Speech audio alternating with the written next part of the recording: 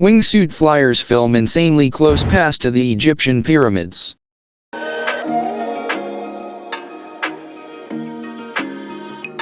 A trio of daredevil wingsuit flyers made an incredibly close pass to the Egyptian pyramids in a brand new video released on Friday.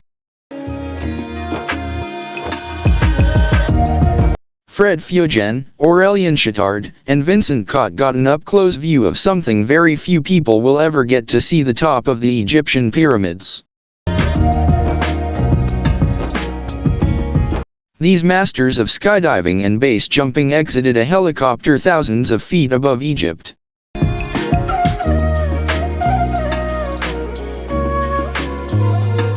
After bursting through the wall of clouds, the trio built their formation and buzzed by one of the 7 wonders of the world, just as planned.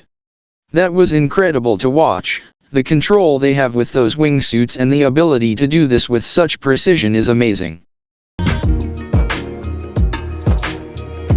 Given the significant location of the jump, there will be a maze of permits, planning, and safety measures put into place for both the jumpers and the historic landmarks, a feat alone that is no small task.